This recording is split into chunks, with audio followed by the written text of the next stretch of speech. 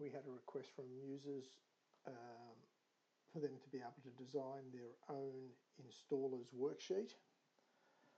So once again, we've output the data to Excel, and you just come into your purchase order area, purchase order style. We have the tabs at the top.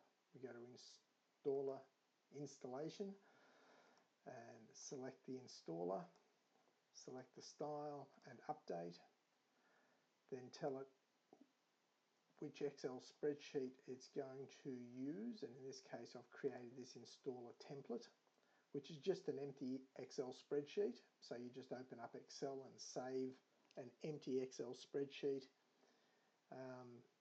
into the folder, and then point the system to it, just as I'm doing here now. So to create that Excel spreadsheet, pretty straightforward. You call up Excel,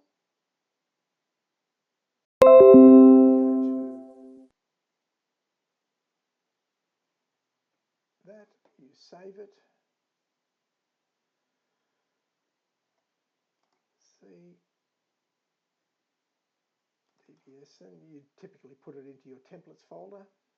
That'll exist somewhere up on your network. Call it whatever you like. In this case I've called it Installers Template, and close that. That's pretty much it. It'll now allow you to, instead of printing out our Installers Worksheet, it'll load it into an Excel spreadsheet with all of the data in it. And that gets put into, by default, the C drive DBS folder, or your DBS folder, wherever that happens to be.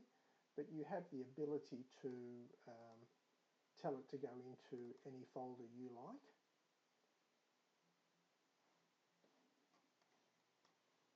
So that's all the data output. Then you create another worksheet here that will allow you to link to that information, so you can design your own Installers worksheet.